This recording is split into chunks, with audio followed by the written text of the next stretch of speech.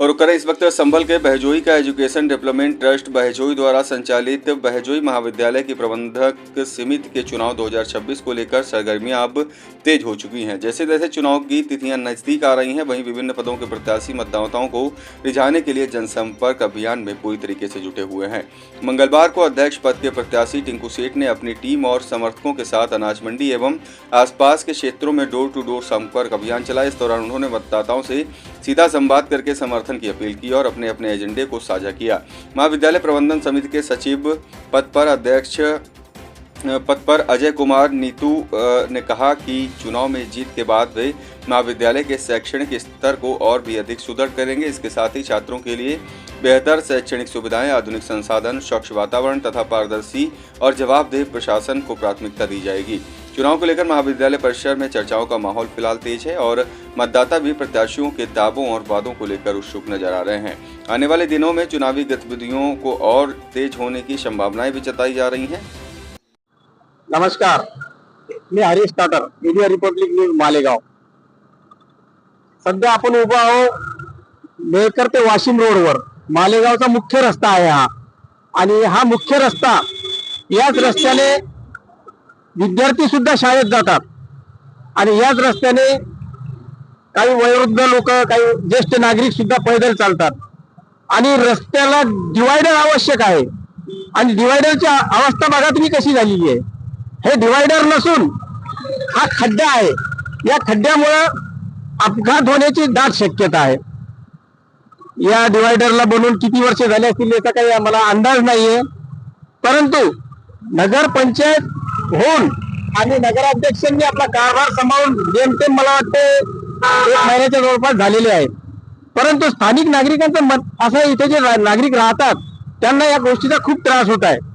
काही कधी इथं काही अशा भानगडी उद्भवतात, मारामारी होते, भांडण होतात, ऍक्सिडेंट होतात, पैदल चालता येत नाही, शाळकरी मुलांना पैदल चालता येत नाही, काही वाहन चालक भरधाव वेगाने वाहन चालवतात। जाणून घेऊया आपण इथल्या नागरिकांची काही प्रतिक्रिया। काकाश्री, या डिवायडर बद्दल आपलं काय मत आहे?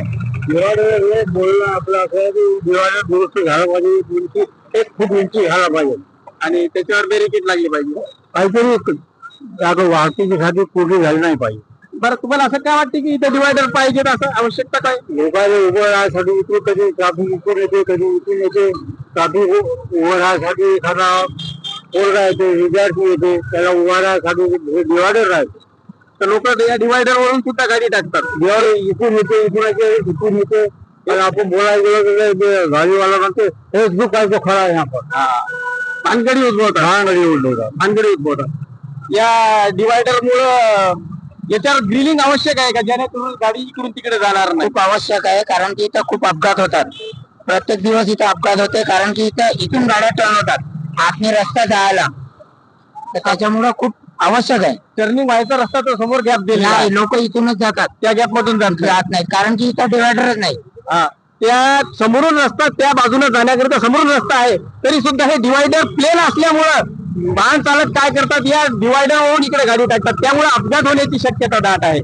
अपघात होऊ शकते आणि कधी भांडणं, मारामारी हे सुद्धा इथं घडते, असं या स्थानिक लोकांचं म्हणणं पडलेलं आहे। त्याकरिता नगरपंचायतने आणि पोलीस प्रशासनाने काहीतरी प्रयत्न केले पाहिजेत, अशी नागरिकांमध्ये चर्चा होत आहे।